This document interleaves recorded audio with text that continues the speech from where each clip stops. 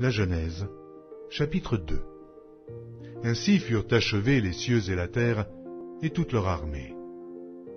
Dieu acheva au 7e jour son œuvre qu'il avait faite, et il se reposa au 7e jour de toute son œuvre qu'il avait faite. Dieu bénit le 7e jour, et il le sanctifia, parce qu'en ce jour, il se reposa de toute son œuvre qu'il avait créée en la faisant. Voici les origines des cieux et de la terre quand ils furent créés.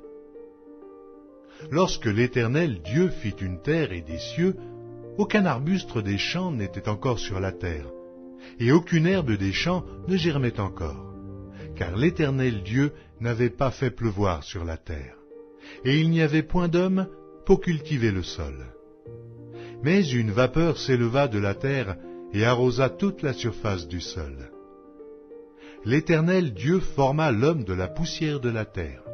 Il souffla dans ses narines un souffle de vie, et l'homme devint un être vivant.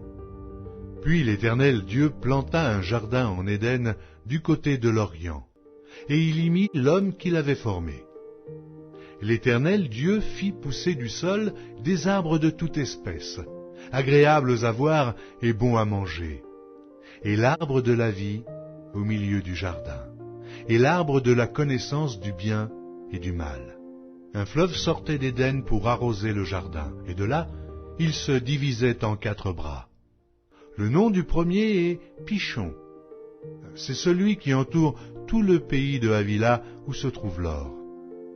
L'or de ce pays est pur.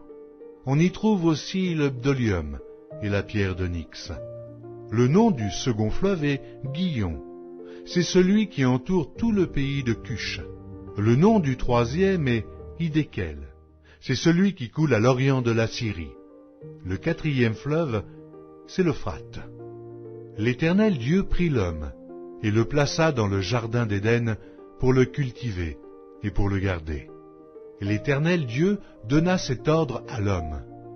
Tu pourras manger de tous les arbres du jardin, mais tu ne mangeras pas de l'arbre de la connaissance du bien et du mal, car le jour où tu en mangeras, tu mourras.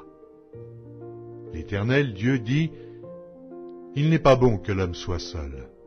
Je lui ferai une aide semblable à lui. » L'Éternel Dieu forma de la terre tous les animaux des champs et tous les oiseaux du ciel, et il les fit venir vers l'homme pour voir comment il les appellerait, et afin que tout être vivant portât le nom que lui donnerait l'homme. Et l'homme donna des noms à tout le bétail, aux oiseaux du ciel et à tous les animaux des champs. Mais pour l'homme, il ne trouva point d'aide semblable à lui. Alors l'Éternel Dieu fit tomber un profond sommeil sur l'homme qui s'endormit. Il prit une de ses côtes et referma la chair à sa place. L'Éternel Dieu forma une femme de la côte qu'il avait prise de l'homme, et il l'amena vers l'homme. Et l'homme dit, « Voici cette fois celle qui est os de mes os et chair de ma chair. On l'appellera femme, parce qu'elle a été prise de l'homme. C'est pourquoi l'homme quittera son père et sa mère et s'attachera à sa femme, et ils deviendront une seule chair. L'homme et sa femme étaient tous deux nus, et ils n'en avaient point honte.